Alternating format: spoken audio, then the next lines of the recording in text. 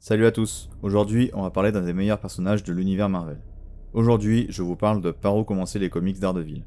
Alors c'est en quelque sorte la deuxième vidéo sur Par où commencer les comics d'Ardeville car j'en ai sorti une dans ma série de vidéos sur la meilleure collection Marvel. Ce comics là est donc je trouve une excellente suite, voire même un point d'entrée idéal à lui seul. La série a commencé en 2019 et elle est actuellement publiée chez Panini Comics dans le format 100% Marvel. Elle en est actuellement au 4ème tome et continue de sortir régulièrement, mais sans plus tarder, passons à l'histoire.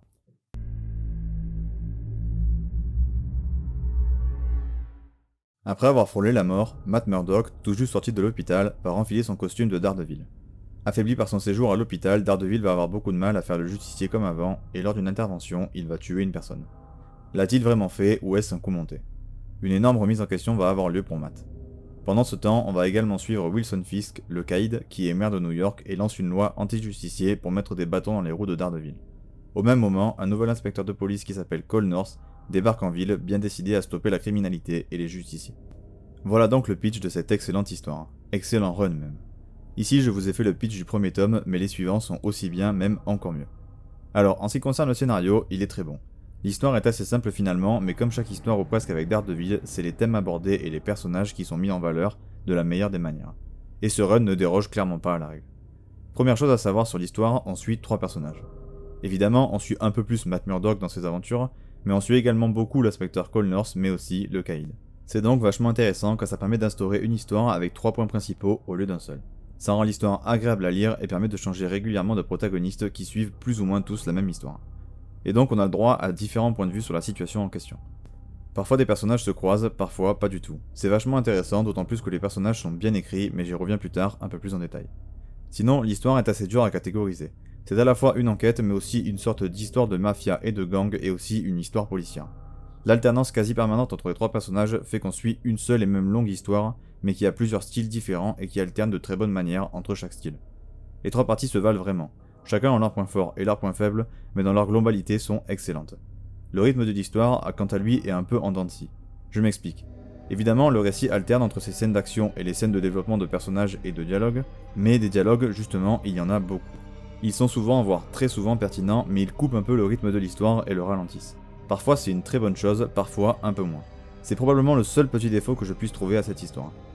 L'histoire est donc relativement lente, mais elle a quand même le droit à des excellentes scènes d'action de manière régulière, qui en plus de ça ont quasi toujours une raison d'être et servent souvent de développement de personnages également.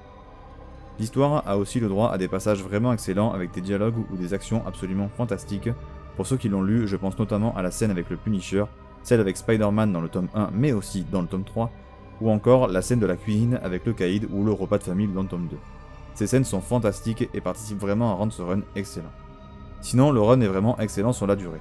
Je dirais même qu'il s'améliore au fur et à mesure. L'intrigue s'épaissit, les personnages prennent en qualité, et le récit prend de plus en plus d'envergure pour d'ailleurs terminer à la fin du tome 4 sur un final explosif vraiment excellent. La mythologie de Daredevil est d'ailleurs vraiment utilisée pleinement avec une foultitude de personnages que ce soit alliés ou adversaires de Daredevil, très bien utilisés et intégrés à l'intrigue. L'histoire alterne également entre récits d'action débridés et polar. Les changements d'ambiance fonctionnent très bien et sont bien cool, et suivent souvent les changements de dessinateurs.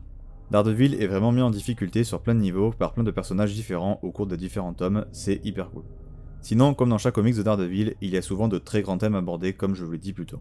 Ils sont souvent très intéressants et apportent une vraie consistance au récit qui lui permet souvent de se détacher des autres super-héros de Marvel. Daredevil ayant un univers et des thèmes bien précis que les scénaristes s'approprient et se réapproprient de manière constante. Dans ce run pour l'instant, je dégage 4 grands thèmes abordés. L'existence de Dieu et du destin, le rôle des héros dans l'univers Marvel, la justice, la loi et la morale, et enfin, l'icône du héros Daredevil et ce qu'elle représente et son héritage. Chacun de ces thèmes est très bien traité avec des scènes marquantes qu'on peut dégager sur absolument chacun des thèmes. Beaucoup de dialogues concernant ces thèmes sont passionnants et hyper intéressants et apportent au run de l'épaisseur. Je pourrais aborder ces sujets-là un peu plus en profondeur, mais je préfère vous laisser les découvrir par vous-même, tant ils sont bien. En bref, une excellente histoire, mais passons tout de suite aux personnages.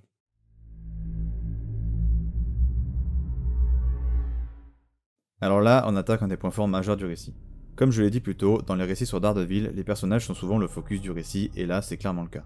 Les personnages principaux sont tous super bien écrits, super intéressants à leur manière. Chacun des personnages est hyper plaisant à suivre, ils ont souvent des dialogues particulièrement bien écrits que ce soit entre eux ou avec d'autres personnages, mais commençons tout de suite par le perso principal.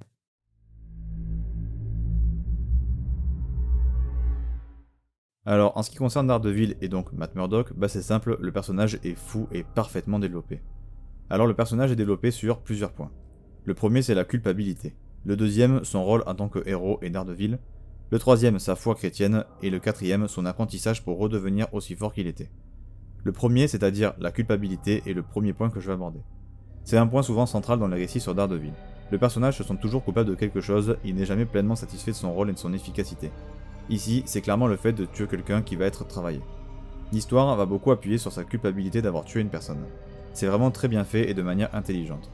En plus, ce développement est fait sur la durée avec quelques rebondissements franchement bienvenus et qui apportent toujours un plus sur la réflexion du personnage sur sa propre culpabilité.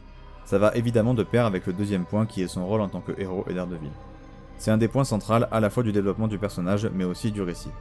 Encore une fois, très bien écrit, sur la durée et de manière intelligente, on va nous montrer l'importance de Daredevil pour la ville de New York, mais aussi sur le quartier de Hell Kitchen notamment. On va aussi avoir le droit à une vraie remise en question de Matt et dans son rôle de héros et donc de Daredevil avec une vraie remise en question de la bienfaisance de ses actes, qu'ils soient récents ou anciens. On a même le droit notamment au travers de Spider-Man d'une remise en question du rôle de héros au sens large dans l'univers avec toute la mythologie qui va autour. Le fait qu'ils portent des masques, savoir s'ils sont responsables des dégâts qu'ils provoquent, sont-ils responsables des super vilains, etc. C'est un des grands thèmes abordés. Tout ça va également de pair avec sa foi religieuse qui, comme à son habitude, est parfaitement utilisée pour être mise en contradiction avec son rôle de héros qui casse des gueules, et qui répand la violence à longueur de temps. Tout ça au travers de discussions avec des personnes d'église, que ce soit en temps réel ou en flashback, un filon ultra intéressant, encore une fois parfaitement exploité et qui développe et remet en question le personnage en permanence. Énorme point bonus pour sa discussion avec Reed Richards sur ce thème précis qui est juste excellente et pleine de sens. Quatrième et dernier point du personnage, chose assez nouvelle pour Daredevil, il va devoir réapprendre à être Daredevil, notamment en ce qui concerne ses capacités de combat. On va d'ailleurs voir Elektra intervenir pour l'aider, mais ce réapprentissage est vraiment pertinent au vu des points que j'ai abordés plus tôt. Ça va vraiment bien dans la continuité du personnage qui, en plus de ses doutes et remises en question quasi permanentes, va devoir réapprendre à se battre pour réussir à redevenir aussi fort qu'avant, voire même meilleur. Une évolution vraiment maîtrisée qui apporte des excellents dialogues, notamment avec Spider-Man ou encore Elektra. Vraiment très pertinent. Il y a également d'autres points sur lesquels le perso est travaillé, plus mineurs et plus succincts mais aussi bien intéressants. En bref, le personnage est passionnant et vraiment très bien écrit. C'est un immense plaisir de le suivre, mais c'est pas le seul personnage que l'on suit, alors passons tout de suite à son Némésis.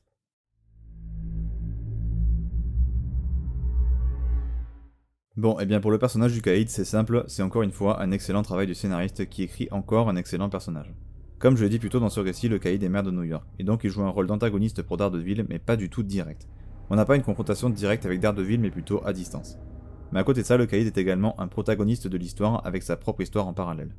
À l'image de Daredevil, le Caïd va être énormément mis en difficulté par son rôle de maire. Il doit être sur tous les fronts et se trouve dans une position étonnante, notamment au niveau politique, qui rend le personnage hyper intéressant. Le Caïd est de base un méchant plutôt nuancé et intéressant. Ici, il l'est encore plus, et il ne joue pas forcément son rôle habituel, et le rôle qu'il prend à partir du tome 3 est vraiment hyper rafraîchissant, et rend le personnage encore plus intéressant, c'est assez fou. Sa relation avec Wesley, son ami slash majordome, est vraiment très bien écrite et développe bien le personnage, notamment sur ses peurs, ses sautes d'humeur, c'est particulièrement cool. Il a le droit à des scènes fantastiques également. Le personnage est toujours aussi puissant en termes de caractère et aussi intéressant à suivre. D'autant plus qu'il joue, comme je l'ai dit, un rôle différent de ses habitudes, mais tout aussi cool. Le personnage évolue bien au fur et à mesure des tomes et devient de plus en plus captivant à suivre.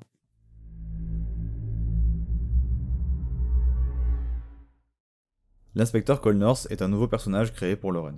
C'est un flic qui va tout d'abord nous permettre de nous donner un troisième point de vue sur la situation de ce qui arrive à New York ou à Hell's Kitchen. Donc de base, c'est intéressant, mais le personnage est vraiment bien écrit et très cool. Il complète parfaitement le trio avec Daredevil et le Caïd. Déjà, c'est un des seuls flics qui n'est pas un ripou dans son unité. Donc forcément, il se met en danger et ça donne des scènes assez cool. C'est un flic droit qui ne cherche pas à faire respecter la justice, mais qui veut juste que les criminels arrêtent simplement leurs œuvres. Il se fout de la justice ou de la gloire, il veut simplement arrêter la criminalité. Et il va tout donner pour ça, quitte à donner de sa personne. Il va se retrouver au milieu d'une tourmente terrible, mais il va tout donner pour garder le cap et ses idéaux. Idéaux qu'il va avoir remis en cause à de nombreuses reprises, que ce soit par des bonnes ou des mauvaises personnes. Le personnage va donc évoluer, changer, revoir son jugement et devient au fil des tomes un véritable personnage principal avec une bonne place dans le récit. Il est vraiment cool à suivre et intéressant. Il a le droit à des scènes vraiment excellentes avec des scènes de combat ou de dialogue vraiment trop cool comme avec Spider-Man au début du tome 3. Un vrai bon personnage qui n'est pas du tout un cliché de flic, bien au contraire. Le personnage est nuancé mais déterminé à faire ce qu'il faut pour aider sa ville. Son passé est également intéressant et abordé de manière succincte, mais juste ce qu'il en faut pour donner de l'empathie pour lui et le rendre encore plus intéressant.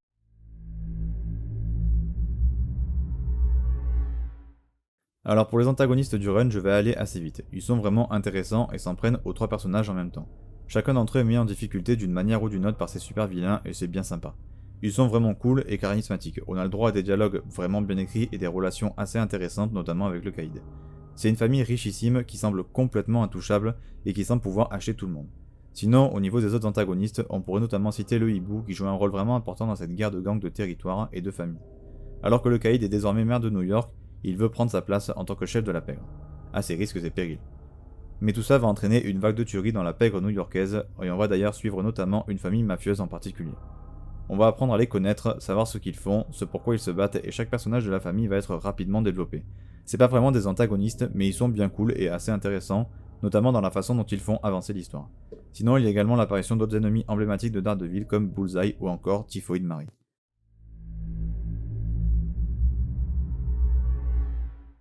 En ce qui concerne le dessin, c'est un peu particulier, car on est sur un run donc il y a souvent plusieurs dessinateurs. Mais je vais aborder en premier celui qui réalise le plus d'épisodes dans le run et celui qui est selon moi le meilleur dessinateur de ce run et qui fait qu'il est encore plus accessible à mes yeux que les autres runs sur Daredevil, c'est Marco Checchetto. Ses dessins sont en premier lieu hyper accessibles. Dans la majorité des runs de Daredevil, les dessins sont souvent particuliers et adaptés à l'ambiance polar de la série. Alors que Checchetto a un style plus passe-partout je dirais, mais son style de dessin est vraiment super beau, hyper dynamique, précis et détaillé, un superbe style qui donne des séquences d'action absolument fantastiques et très bien mises en page avec un bon découpage. Les décors de New York et de Hell Kitchen sont parfaitement retranscrits également. Les visages sont bien dessinés, expressifs et les personnages sont impressionnants, en particulier le Kaïd, j'adore son style de dessin. Vraiment, je le trouve excellent. Comme je l'ai dit, Checchetto fait la majorité des épisodes, sauf ceux du tome 2 notamment, qui est entièrement dessiné par Lalit Kumar Sharma. Son style est pas forcément le meilleur, mais ça reste quand même plutôt agréable, et l'histoire est de toute façon bien écrite, donc tant que les dessins restent corrects, ce qui est le cas, ça passe plutôt bien. Il y a également un dernier dessinateur qui intervient, qui est Jorge Fornes, qui lui a un style très polar et vraiment excellent. Il a un style à la fois simple, mais aussi avec juste ce qu'il faut de détails pour le rendre excellent. Ce qui est intéressant, c'est que ce dessinateur est utilisé intelligemment pour des épisodes justement un peu plus polars, avec un peu moins de scènes d'action. La cohérence graphique n'est donc clairement pas au top, mais ça n'empêche pas que chacun des dessinateurs apporte quelque chose de différent. Entre Checchetto et Fornes, leurs styles sont bien distincts. Les dessins sont la raison pour laquelle je pense qu'il est mieux de commencer Daredevil par ce comics-là. Il est à la fois excellent avec le dessin dans un style hyper abordable pour les débutants et dans le scénario avec une excellente histoire.